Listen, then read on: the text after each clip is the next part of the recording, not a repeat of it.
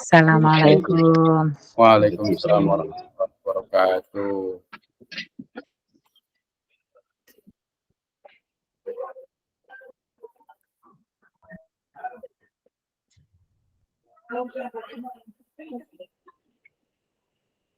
Ya, silakan Bu Maya. Ya, sebentar Pak, menunggu Pak Jailani satu lagi sedang ini. Sudah mau mulai gabung. Assalamualaikum. Assalamualaikum warahmatullahi wabarakatuh.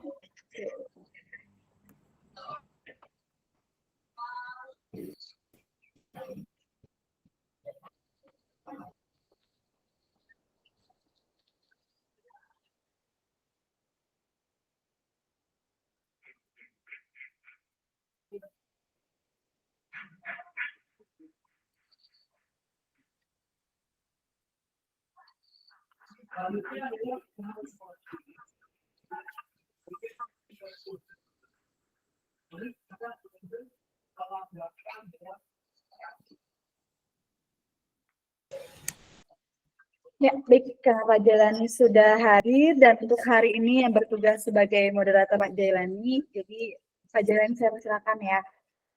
Silakan Pak.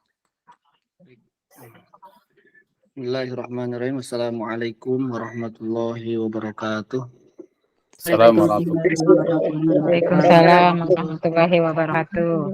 Alhamdulillah wassalatu wassalamu ala Rasulillah sayyidina Ibni Abdullah wa ala alihi wa sahbihi wa mawalah, amma ba'd. Allahumma salli ala sayyidina Muhammad wa ala ali sayyidina Muhammad. Alhamdulillah, puji syukur kehadirat Allah Subhanahu wa taala, kita telah diberikan kesempatan untuk belajar kembali, bertemu kembali di mata kuliah PSI ini. Semoga kita semuanya selalu diberikan kesehatan oleh Allah Subhanahu wa taala.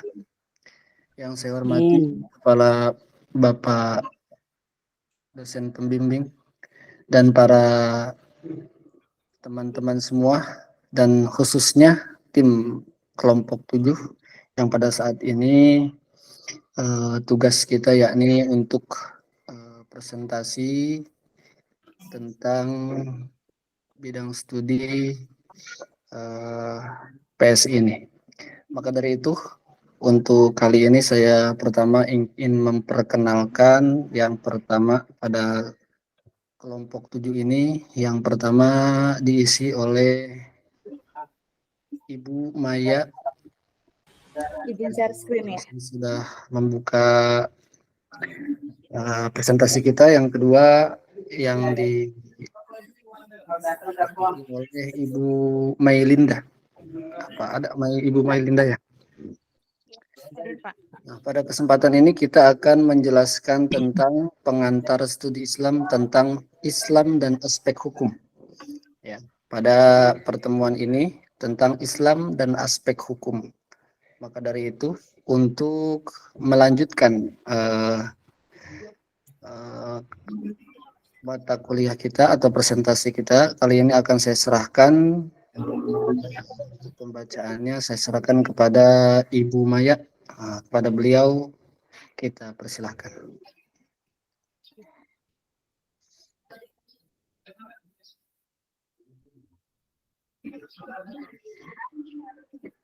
Baik, terima kasih Pak Jailani untuk waktunya. Mohon izin Pak dosen.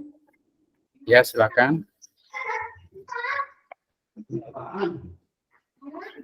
Oke, selanjutnya adalah kelompok kami, yaitu dengan tema Islam dan aspek hukum. Latar belakang aspek hukum Islam dikenal dengan syariat, pedoman hukum berdasarkan ajaran Al-Quran dan hadis Nabi Muhammad SAW. Syariah mencakup berbagai bidang, termasuk hukum keluarga, hukum pidana, hukum waris, hukum keuangan, dan banyak lainnya. Prinsip hukum Islam didasarkan pada konsep keadilan, keseimbangan, dan kemaslahatan umum. Adapun rumusan masalah, yaitu apa pengertian hukum Islam, kemudian apa saja aspek hukum Islam, apa saja prinsip hukum Islam, dan apa saja asas hukum Islam. Tujuan penulisannya yaitu untuk mengetahui pengertian hukum Islam, aspek hukum Islam, dan untuk mengetahui prinsip-prinsip hukum Islam, dan juga untuk mengetahui asas-asas hukum Islam. Pengertian hukum Islam. Dalam sejarah perkembangan hukum Islam, istilah hukum Islam sering menimbulkan pengertian rancu hingga kini hukum Islam terkadang dipahami dengan hukum syariah dan terkadang dipahami dengan pengertian hukum fikih. Secara bahasa, kata syariah berarti jalan ke sumber air dan tempat orang-orang minum. Orang Arab menggunakan istilah ini khususnya dengan pengertian jalan setapak menuju sumber air yang tetap dan diberi tanda yang jelas sehingga tampak oleh mata. Dengan pengertian bahasa tersebut, syariah berarti jalan yang harus dilalui. Adapun kata fikih secara bahasa berarti mengetahui atau memahami sesuatu. Dalam pengertian ini, fikih adalah sinonim kata paham. Al-Quran menggunakan kata fikih dalam pengertian memahami dalam arti yang umum. Ayat tersebut mengisyaratkan bahwa pada masa Nabi, istilah fikih tidak hanya berlaku untuk permasalahan hukum saja, tetapi meliputi pemahaman seluruh aspek ajaran Islam. Ahmad Hanafi 1970. Kemudian, aspek hukum Islam. Di antaranya yaitu ada hukum ibadat, 1 hukum ibadat, 2 hukum keluarga, 3 hukum muamalat, 4 hukum tata negara dan tata pemerintahan, 5 hukum pidana, 6 hukum antar negara, dan 7 hukum sopan santun. Selain itu mungkin Bu Mailinda untuk membacakan prinsip hukum Islam. Ya, baik Bu. Mohon izin Pak dosen. Ya, silakan. Selanjutnya prinsip hukum Islam. 1. Prinsip tauhid. 2. Prinsip keadilan. 3. Prinsip amal ma'ruf nahi munkar. 4. Prinsip al-huriyah, kebebasan atau kemerdekaan.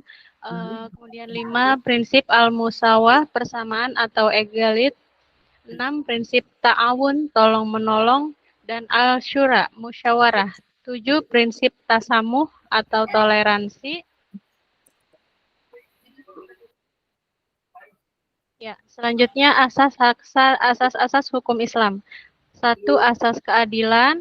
2. Asas kepastian hukum. 3. Asas kemanfaatan. Penutup atau kesimpulan, hukum Islam dipahami sebagai syariah yang artinya jalan yang harus dilalui. Dipahami juga sebagai fikih yang artinya sebagai sebuah ketentuan. Pada umumnya bersandar pada 2 kategorisasi hukum Islam, yakni ibadah dan muamalah. Ya, sekian Pak dosen. Ya, Selanjutnya silakan. saya serahkan ke Bapak moderator. Baik, alhamdulillah tadi penjelasan dari kelompok 7 dengan secara singkat ya. Sebelum kita lanjutkan kembali, apakah dari para mahasiswa ataupun yang lainnya bisa dipahami dengan apa yang telah kami uraikan tadi? Sebelum kita lanjutkan.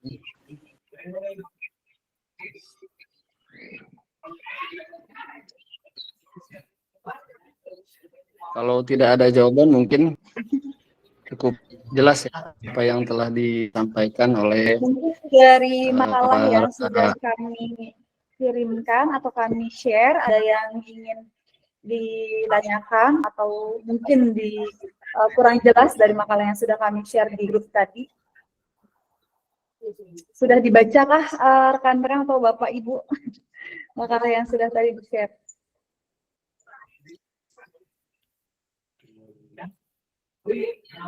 Itu ada yang angkat tangan tuh, Muhammad Rianto ya. Oh, Pak. Ya, Bapak Muhammad Rianto. Ya, silakan Pak.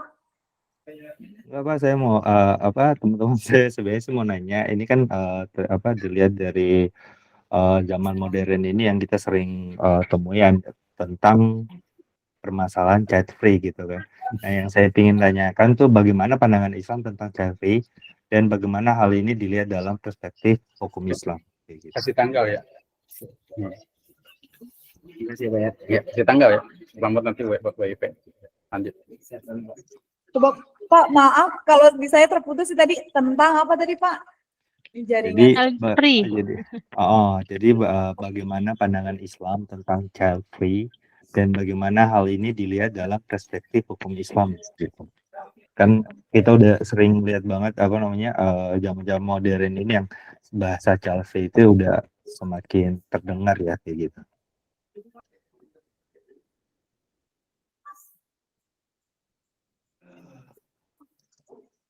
Oke, baik, terima kasih Bapak Muhammad Rizal. Mungkin ada selanjutnya?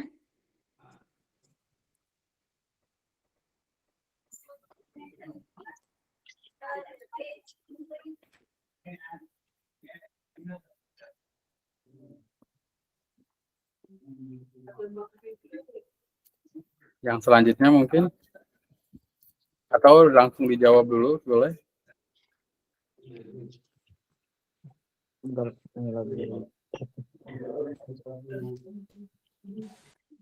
Lagi Elani, mangga?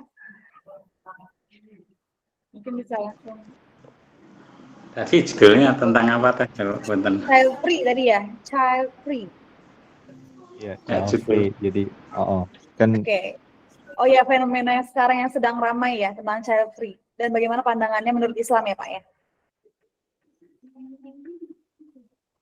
Oke, tadi dari Bapak Muhammad apa tadi ya? Saya nggak jelas di sini nih pertanyaannya. Dari yang tadi baru disampaikan ada pertanyaan tadi, mungkin dari Ibu Maya atau Bu Mailinda mungkin akan menjawab. Kalau ada kesanggupan untuk menjawabnya, bisa Bu Maya atau Bu Mailinda untuk menjawab terlebih dahulu dari anggota kelompok 7 ini sebelum kita lemparkan kepada mahasiswa yang lain. Oke, mungkin sedikit menurut pendapat saya ya, Pak Rizal, tentang pandangan child free tadi ya. Child free dalam Islam memang tidak haram ya, tidak haram dalam arti secara eksplisit tidak haram, karena kan memang tidak ada ayat Al-Quran atau hadis yang mewajibkan untuk memiliki anak. Tetapi memang ada anjuran untuk mempunyai anak itu sebagai generasi penerus keturunan kan, dan ada juga memang sudah, kalau itu memang sudah dituliskan atau difirmankan oleh Allah juga, yang artinya dan orang-orang yang berkata, wahai Tuhan kami, anugerahkanlah kepada kami penyejuk mata dari pasangan dan keturunan kami, serta jadikanlah kami sebagai pemimpin bagi orang-orang yang bertakwa. Jadi memang dalam Islam memang tidak diharamkan, tetapi anjuran tersebut yaitu memang untuk melahirkan generasi-generasi yang nantinya mungkin akan membangun atau ya membangun Islam itu sendiri gitu kan ya. Tapi memang child free ini diperbolehkan itu jika ada kasus atau memang ada masalah dari si wanitanya gitu.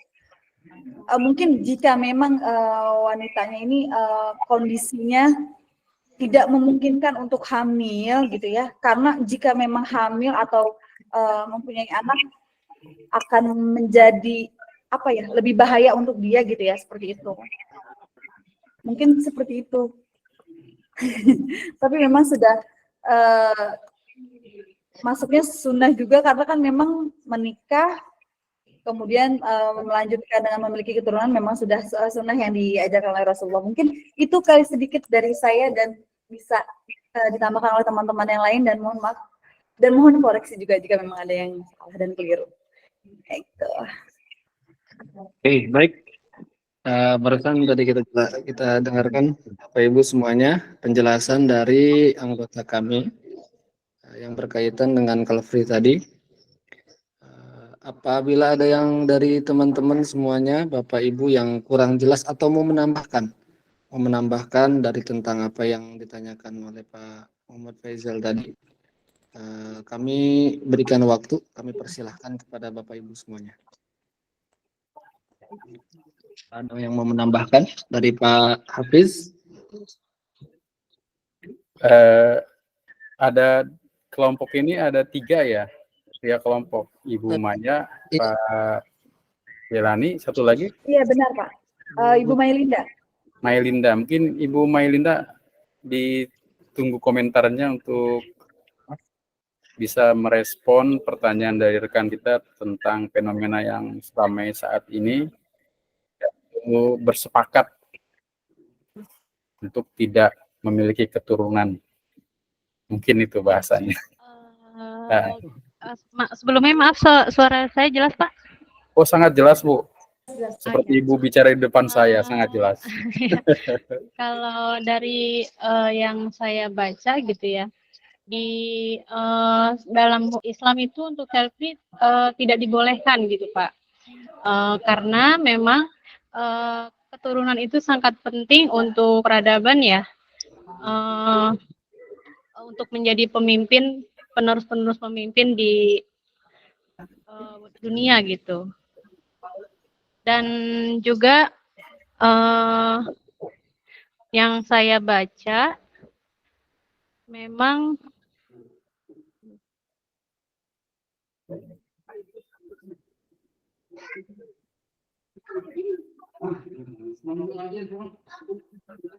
Ya, Bu.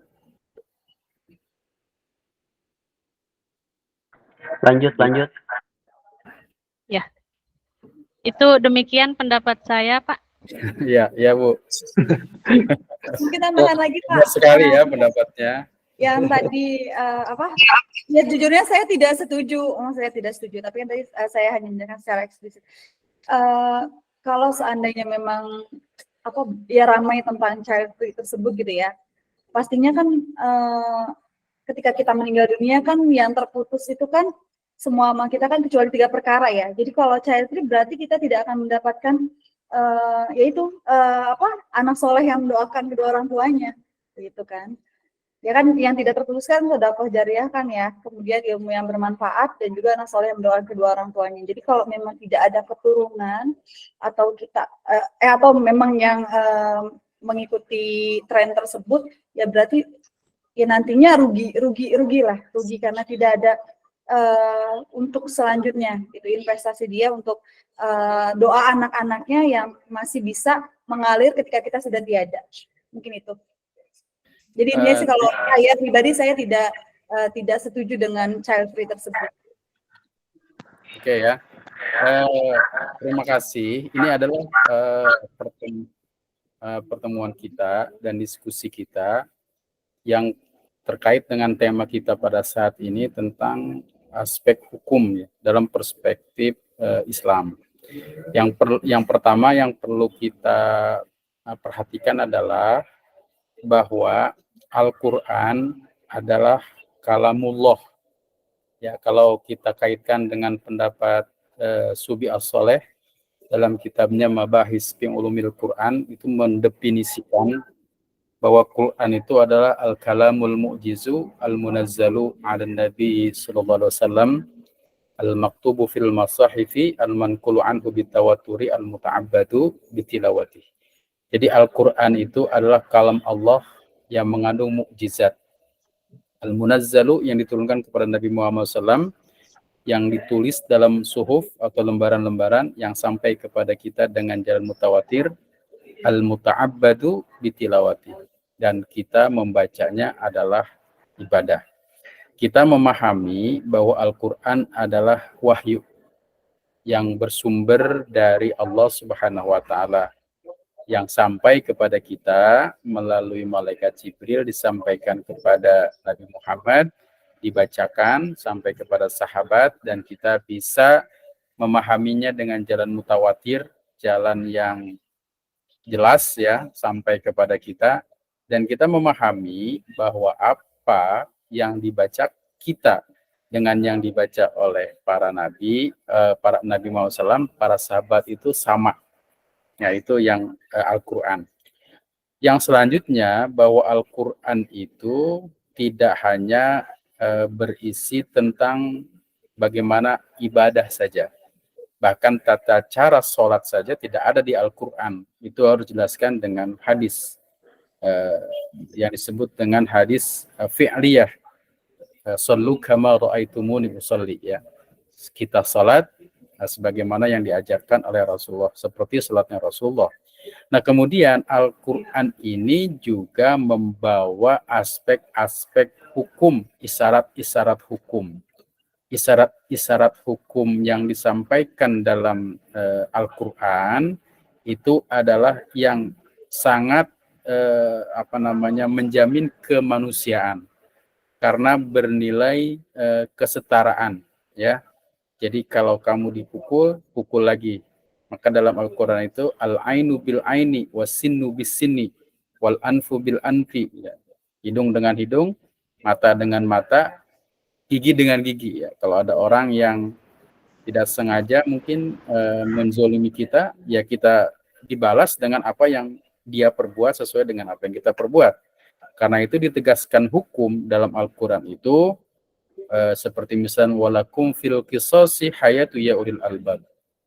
Dalam bagi kamu itu ada hukum kisos yang di situ menjamin hayatun kemanusiaan bagi orang-orang yang berpikir, bagi ulil albab. Artinya dalam Islam itu menganut hukum kesetaraan. Maka yang sering kita kenal dalam aspek hukum dalam Islam itu adalah setara. Jadi kalau ada orang yang membunuh, maka balasannya adalah membunuh. Barang siapa yang membunuh satu orang saja, faka'annama qatalan nasa jami'a, gitu kan. Maka seolah-olah dia membunuh seluruh manusia yang ada di muka bumi ini. Jadi prinsip hukum dalam Islam adalah sangat memperhatikan kesamaan, kesederajatan. Yang kemudian hukum-hukum dalam Islam ini dalam proses hukum yang ada di negara kita itu sampai sekarang belum dijadikan rujukan dalam undang-undang positif.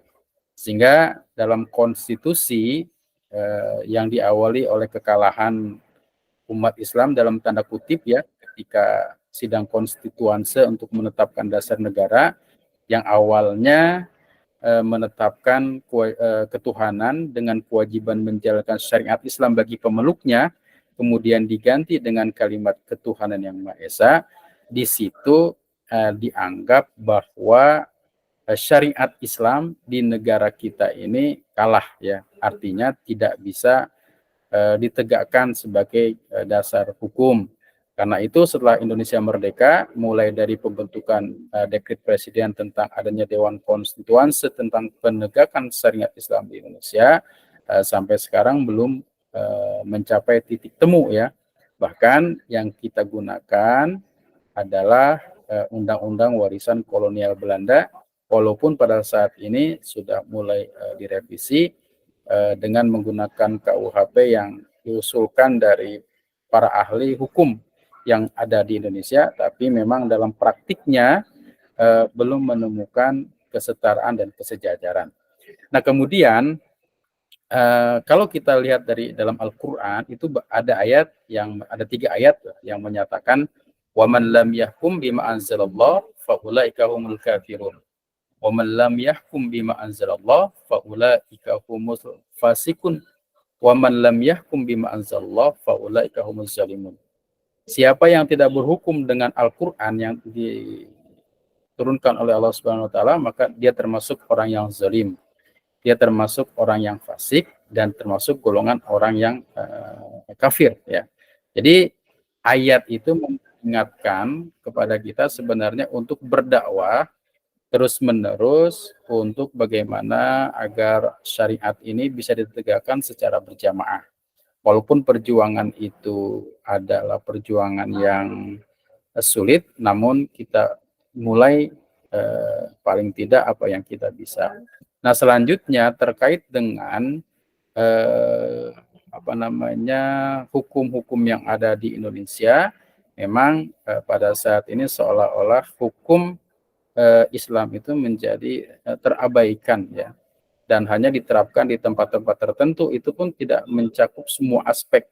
Paling hanya aspek yang pelanggaran kriminal kecil saja, sehingga dalam konteks keindonesiaan ini kita setiap hari masih melihat kriminalitas yang begitu tinggi, karena salah satu sebabnya adalah tidak ada efek jerak ya bagi pelaku-pelaku kriminal, dan itu sangat membuat orang-orang menjadi tidak percaya terhadap hukum.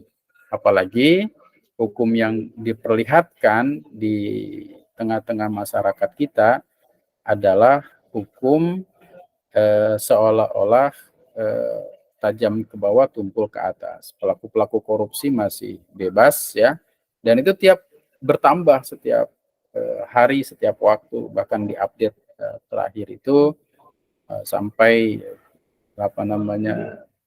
triliun ya, 8 triliun itu luar biasa. Uang rakyat dipakai oleh kelompok-kelompoknya, dan itu dalam konteks Islam kalau sudah seperti itu memang pelakunya harus ya dihukum mati, dan ini menggambarkan efek jerak.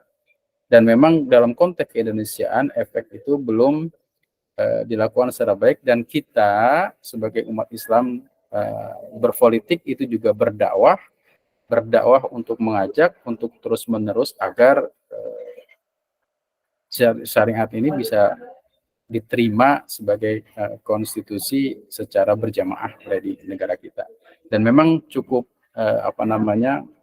perjuangan yang menguras energi. Kenapa? Karena umat Islam yang mayoritas di negara kita ini terbagi menurut pandangan yang beragam, sehingga pemahaman tentang bagaimana penerapannya juga masih menjadi problem.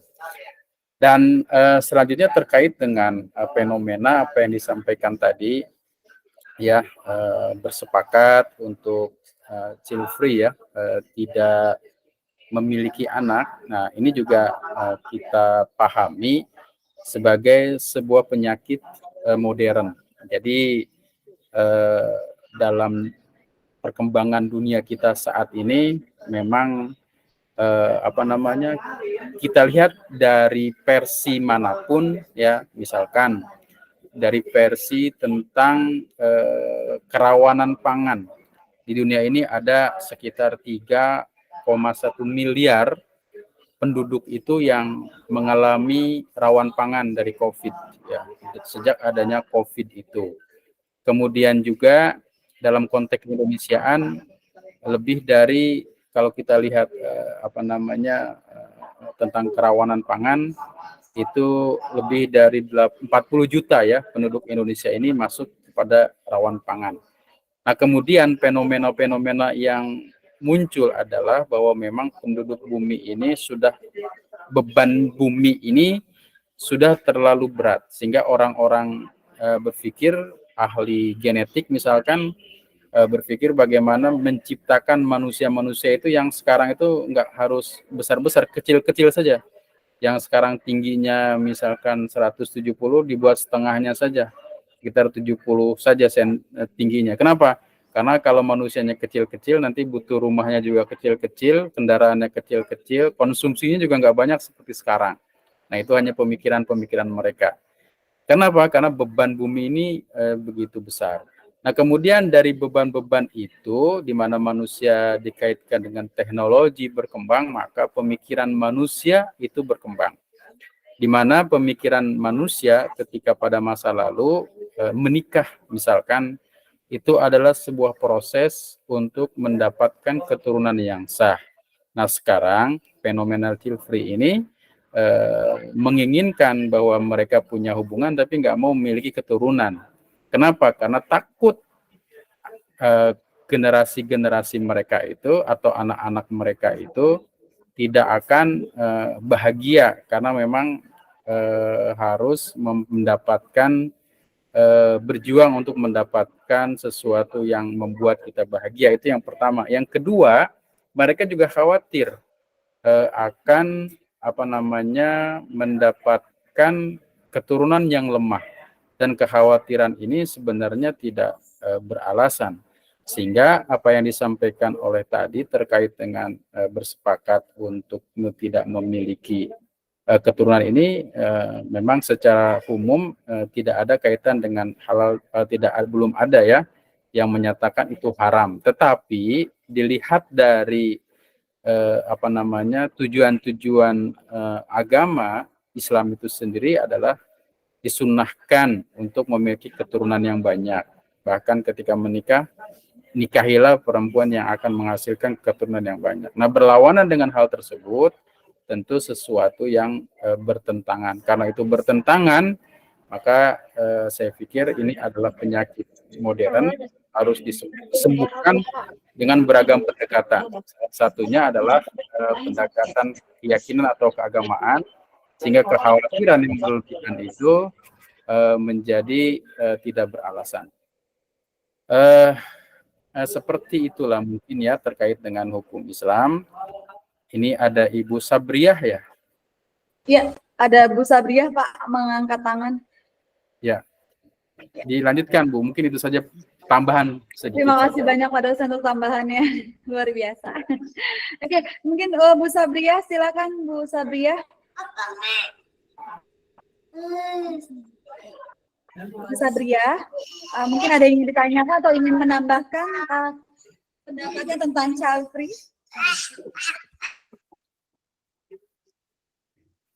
Ya, Ibu Sabriah. Ya, Pak Asep, silakan. Ustadz Asep, mangga. Ini ada yang ditambahkan. Bu Sabriah mengangkat tangan, tapi ini dipersilakan tidak ada nih beliau. Takutnya absen. Nambahin sedikit. Ya, silakan Pak Asep, Pak Ustadz, mangga. Jadi memang nikah itu kan termasuk sunnah ya.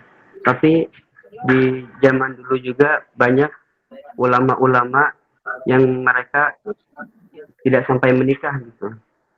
Padahal mereka ya hafal hadis, hafal Quran juga, bahkan paling tahu gitu tentang agama. Tapi mereka ada juga sampai tidak menikah gitu.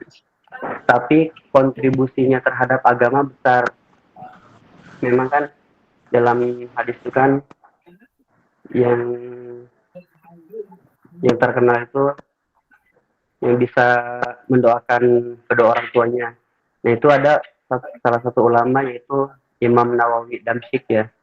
Wafat umur 35, tapi karangan kitabnya itu sangat banyak.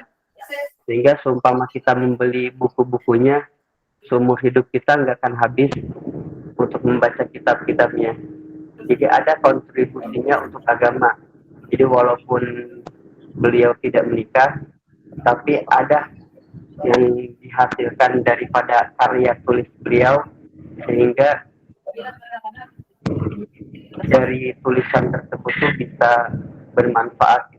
Bahkan ulama-ulama fikih zaman sekarang banyak membaca kitab-kitab beliau.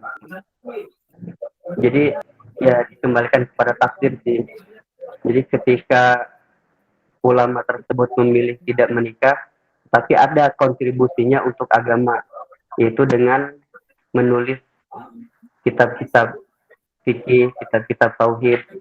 Karena ada satu hadis juga, kurang lebihnya, jadi seumpama cintanya para alim ulama itu ditimbang dengan darahnya para syuhada, nanti di hari kiamat itu yang akan lebih berat itu cintanya para alim ulama. Jadi mereka dengan hasil karya-karyanya, dengan dibandingkan dengan darahnya para syuhada dikumpulkan, maka akan lebih unggul cintanya para alim ulama. Kenapa? Karena para syuhada mereka bisa berperang di jalan Allah, bisa mati syahid itu karena hasil daripada jerih payah ulama yang berupa tulisan. Jadi walaupun mereka tidak punya keturunan, tapi ada kontribusinya untuk agama sehingga pahalanya itu dari situ. Nah, tetapi kalau misalnya memang dia bisa menikah kemudian punya keturunan, itu bagus. Karena ada juga wali kutub yaitu Syekh Abdul Qadir Al-Jailani. Beliau punya anak 49. Jadi keturunan Syekh Abdul Qadir Al-Jailani itu semuanya jadi wali-waliullah tersebar ke seluruh dunia. Jadi memang ada yang memilih nikah kemudian punya anaknya banyak sampai banyak sekali gitu. Syekh Abdul Qadir Lijo itu punya anak, kalau dari guru saya 49. Nggak tahu istrinya berapa ya, mungkin istrinya 4 gitu kan. Salah satunya 12 gitu anaknya itu. Dan itu semuanya tercukupi gitu. Nggak ada kekhawatiran takut nggak makan, takut nanti kelaparan gimana. Karena namanya waliullah itu walaupun alaihim walahum yahzanun gitu. Mereka nggak ada kekhawatiran ke situ. Tinggal minta saja sama Allah. Karena dulu juga cerita Syekh Abdul Qadir Jailani itu ketika beliau makan dilihat sama wali muridnya. Santrinya makan sederhana, ternyata kiainya makan pakai ayam, pakai daging gitu. Akhirnya si wali muridnya itu bilang, Pak Kiai mah enak, makannya makan pakai daging. Itu murid-muridnya makannya cuman ibarat kita ya cuma tempe doang gitu. Maka ketika itu juga Abdul Qadir Jailani melempar tulang, tulangnya langsung jadi ayam lagi. Maka kalau misalnya santrinya udah seperti saya, boleh dia makan dengan poya-poya gitu. Jadi kalau misalnya lagi belajar, kesusahan itu biasa gitu. Tapi kalau udah jadi kiai, makan enak ya wajar udah jadi kiai gitu. Apalagi wali kutub kan, la khaufun alaihim walahum yahzanun. Mereka tuh tidak ada rasa takut anaknya kelaparan, takut ini, takut itu, gak ada. Tinggal minta aja sama Allah. Seperti itu. Jadi ya dikembalikan kepada takdir ya. Kalau misalnya takdirnya nikah ya tinggal sungguh-sungguh membiayai anaknya. Tapi kalau misalnya memang ditakdirkan tidak nikah, ya tetap harus bisa menjaga jangan sampai enggak nikah tapi maksiat gitu. Tapi banyak juga yang udah nikah tapi aja main jajan yang lain gitu. Alhamdulillah. Oke, baik Pak Ustadz Asep. Terima kasih atas sedikit penjelasannya. Mungkin ini Gil ya. Pak, ada tambahan nih Pak sedikit Pak. Ya, bagaimana mungkin untuk apa namanya karena waktu kita juga terbatas ya Bu ya. Jadi mungkin pada pembahasan yang tadi, pertanyaan tadi, mungkin ini kan masalah hukum ya. Meringkas saja, kalau tentang hukum Islam bagaimana cara pandangnya. Mungkin kesimpulan yang bisa saya ambil, mungkin bisa diperbaiki nanti oleh Bapak dosen. Jadi melihat dari pendapat Imam Al-Ghazali, sedikit Pak dosen, mohon maaf. Ada pendapat dari Imam Al-Ghazali, kita lihat dulu hukum asalnya pada saat orang berpendapat ya child free ini dari pendapat Imam Al-Ghazali berarti hukum asalnya yakni kalau dia ini tidak ingin mempunyai anak berarti pertama tidak menikah sama sekali ataupun dengan cara menahan diri tidak bersetubuh pada saat pernikahan. Nah, atau yang ketiga dengan cara tidak inzal atau tidak berhubungan badan, atau yang keempat tidak menumpahkan itu sperma ke dalam vagina. Nah, menurut Imam Al-Ghazali dari hadis dan pendapat beliau ini hukumnya adalah diperbolehkan, bahkan tidak ada makruh sama sekali gitu ya. Ini menurut pendapat Imam Al-Ghazali. Nah, kenapa? Karena tidak ada nas yang melarang ataupun yang membolehkan. Jadi hukumnya adalah mubah atau boleh. Tapi bagaimana kalau seandainya hukum atau seandainya ini child free ini dijadikan sebagai dilakukan sebagai menghilangkan sistem produksi secara total, artinya benar-benar tidak menginginkan sama sekali anak. Nah, maka di situ hukumnya adalah haram. Jadi itu singkat dari penjelasan apa yang telah ditanyakan oleh teman-teman semuanya. Bagaimana Pak dosen, apa cukup sampai di sini atau kita lanjutkan pembahasannya? Mohon penjelasannya Pak dosen. Boleh dicukup. Mungkin tadi Pak Frizal, bagaimana Pak Frizal dengan pendapat dari rekan-rekan juga untuk pertanyaan? Oke, sebenarnya saya udah udah dengar dari tadi pendapat-pendapat dari teman-teman yang dimana kalau kesimpulan yang saya ambil ya, dimana kalau memang tidak ada hukum yang pasti melarang atau ya ini mudah-mudahan nggak salah tangkap, tidak ada hukum yang pasti atau maksudnya melarang ataupun mengharamkan sesuatu yang tidak memiliki anak. Tapi sebagai seorang muslim kita tahu balik lagi ada yang namanya amalan yang dilanjutkan setelah meninggal, yang itu adalah salah satu yang tadi disebutkan adalah doa anak yang soleh. Tapi ada dua seandainya memang dari sedekah jariah dan ilmu yang bermanfaat itu sudah banyak, ya itu mungkin kembalikan lagi ke orang-orang itu. Cuman memang kita mendapatkan sesuatu kerugian yang dimana kalau salah satu dari anak kita yang soleh itu bisa mengingatkan kita nanti setelah meninggal. Ya itu sih jadi yang saya ngambil kesimpulan ya. Terima kasih. Oke, ya sedikit mungkin ya. Setelah ini nanti kita akan tutup. Saya pikir diskusi menarik ya. Yang perlu kita pahami secara hukum bahwa Islam itu kan agama yang rasional, agama yang tidak mengekang nafsu seseorang. Kita bisa melihat dalam agama lain, misalkan ada Kristen, Hindu, Buddha, ada mereka punya ahli agama disebut dengan pendeta, biksu dan segala macamnya. Mereka mengekang nafsu seseorang sehingga melarang orang-orang tersebut untuk menikah, ya, karena mereka punya tugas melayani Tuhan, gitu kan. Seperti Paulus yang punya sikap maksum dalam bahasa kita atau disebut dengan papal infallibility, itu mereka tidak menikah. Tapi yang terjadi kemudian kalau kita baca literasi yang lebih banyak, terjadi penyimpangan di kalangan mereka, terjadi penyimpangan karena dikekang nafsunya, maka mereka melakukan hal-hal yang memang bertentangan dengan ajaran mereka sendiri. Nah, sementara Islam itu membuka jalan. Menikah itu kan cara bagaimana kita tadinya haram menjadi halal dengan cara yang baik. Dan apapun profesi kita, ustadzah, guru, santri, itu tidak ada larangan ketika dia sudah memenuhi syarat-syarat tertentu untuk menikah.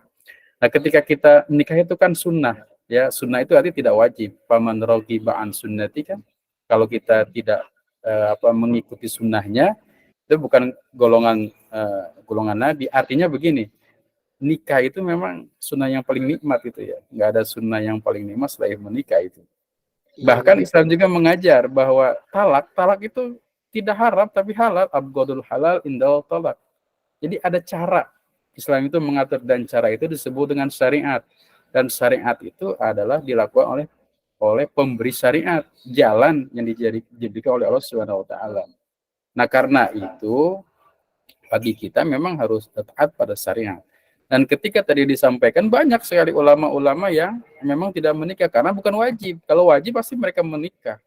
Dan itu mereka sibuk dengan ilmu, banyak sekali ya para ulama yang memang tidak menikah karena sibuk dengan ilmu, itu sah-sah saja. Boleh saja, tetapi itu adalah cara ya yang halal dalam Islam untuk melakukan sesuatu yang memang tadinya haram menjadi halal. Nah, karena itu penting bagi kita untuk memahami aspek-aspek hukum Islam ini, dan walaupun hukum Islam ini belum diterjemahkan secara berjamaah, tapi kewajiban kita untuk berdakwah bagaimana ajaran-ajaran Islam ini dapat diterjemahkan secara baik dalam kehidupan sehari-hari. Itu mungkin poinnya yang perlu kita sampaikan. Dan untuk teman-teman semua, saya ucapkan terima kasih atas kehadirannya. Mudah-mudahan diskusi kita berlanjut pada saat offline nanti. Ya, terima kasih. Mohon maaf atas kekurangan. Saya kembalikan ke moderator. Dari saya cukup sekian. Assalamualaikum warahmatullahi wabarakatuh. Waalaikumsalam warahmatullahi wabarakatuh. Waalaikumsalam.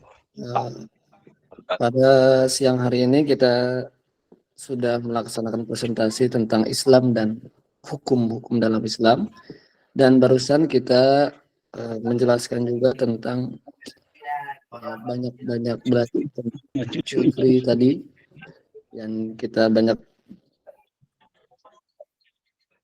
sekali pendapat-pendapat yang dikeluarkan oleh teman-teman semuanya. Mudah-mudahan apa yang kami sampaikan, presentasi kami hari ini, siang hari ini dari kelompok 7 ini, mudah-mudahan ibu-ibu dan seluruhnya bapak-bapak bisa mengambil manfaat dari apa yang kita laksanakan pada saat ini. Mungkin itu saja yang bisa saya sampaikan, kurang lebihnya mohon maaf apabila banyak kesalahan dari tim atau kelompok 7 ini. Saya ataupun kami mengucapkan terima kasih dan mohon maaf apabila banyak kesalahan. Saya ucapkan akhirul kalam. Assalamualaikum warahmatullahi wabarakatuh. Assalamualaikum warahmatullahi Wabarakatuh. Saya izin pamit, bahagia. Assalamualaikum warahmatullahi wabarakatuh. Waalaikumsalam warahmatullahi wabarakatuh. Terima kasih. Terima kasih Pak dosen, teman-teman. Perhatian dan kerjasamanya. Mohon pamit. Terima kasih khususnya Ya, untuk mohon tim pamit saya. semuanya. Dinda dan Pak Jena. Assalamualaikum. Terima kasih. Ya. Ya, assalamualaikum warahmatullahi wabarakatuh. Assalamualaikum warahmatullahi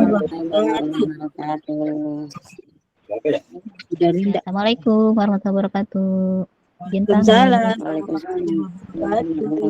Habis ini apa ya ininya? Bahasa Indonesia, Bu.